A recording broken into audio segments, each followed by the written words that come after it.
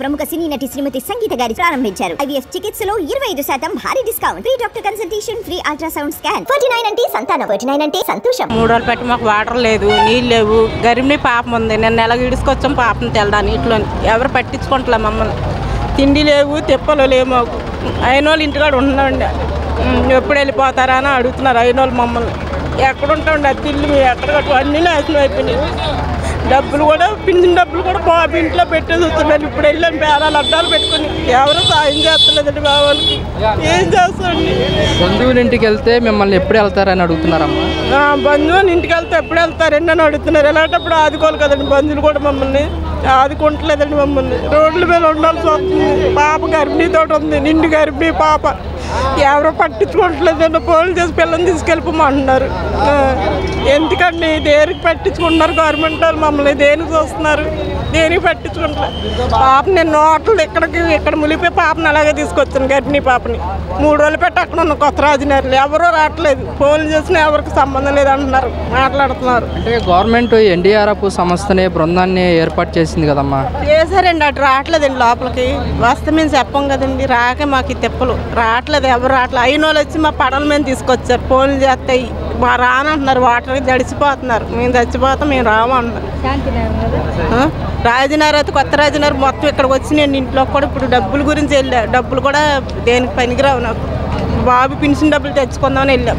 కట్టుగొట్టలతో ఉన్నాం పిల్లలు. మేము ఒంటిమని బట్టలు లేవు. అయిన వాళ్ళు ఒక్కొక్క చీరత్త కట్టుకున్నాం ఇవాళ. ఆ డబ్బులకని వెళ్తే ఇంకెళ్ళకపోయింది లోపలికి. ఇక్కడికి వచ్చేస్తున్నాయి నాకు.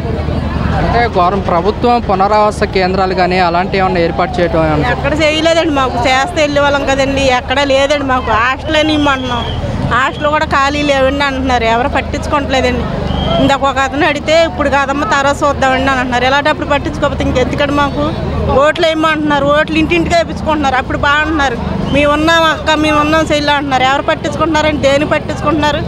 అన్ని ఇస్తున్నాం అంటున్నారు. పుట్టు మటుకు చేతికి మటుకు రావట్లేదండి. అబద్ధం మేడం తీసుకున్నామని చెప్తాం. పుట్టు మటుకు చేతికి రావట్లేదండి మాకు. పాలు ప్యాకెట్లు కానీ ఇవన్నీ ఇస్తున్నారు. కానీ ఉన్న వాళ్ళకి ఇస్తున్నారు, లేని వాళ్ళకి ఇస్తా కదండి. ఇప్పుడు కొట్టుకుపోయి ఉన్నాం. ఈ లేని వాళ్ళకి ఇస్తా కదా మేము ఏదో బాధపడి పిల్లలు కాసుకొని ఏదైనా కాసుకుంటాం కదా. పిల్లలు అనాథ పిల్లల్లా పెట్టుకున్నాం రోడ్ల మీద. ఇంటికి వెళ్తే ఎవరైనా అడిగితే చీరలు అడిగితే అడుక్కున్న వాళ్ళ వచ్చారు మీరు అని అంటున్నారు. మాకు అంత పరిస్థితి పట్టింది ఈ కరోనా వచ్చాక దెబ్బతిన్నాం. మళ్ళీ ఇప్పుడు ఇది అన్నీ నష్టాలు పోయామండి. ఏం కష్టం? మేము కష్టపడిన వాళ్ళే. ఒక పూట ఉంటే ఒక పూట ఉన్న వాళ్ళు మేము కష్టపడిందని. నేను కరిసిపెండ్ల పనికి వెళ్తా, పిల్లలు పెట్టుకొని బతుకుతా. భర్త లేడు. భర్త ఎప్పుడూ వెళ్ళిపోయాడు మా సార్. భర్త బాబు 3 నెలలప్పుడు వెళ్ళిపోయాడు. మాకు ఆదుకున్న వాళ్ళు ఎవరు లేరు. అమ్మ నాన్నలు ఉన్నారంటే చూడరు మమ్మల్ని. మేము అనాథ పెట్టలాగా ఉంటున్నామండి రోడ్ల మీద. ఎవరు లేరు మాకు. అలా ఉంటున్నాం, మా బతుకులు అలా ఉన్నాయి. ఏం చేస్తారు ఈ గవర్నమెంట్ వాళ్ళు? ఏం చేస్తారు? ఏ నిలబెడతారు మాకు తెలియదు. సాయం చేసిన వాళ్ళు కూడా ఎవరు ముందుకు రావట్లే. మాకు అంత బాధల్లో ఉన్నాం.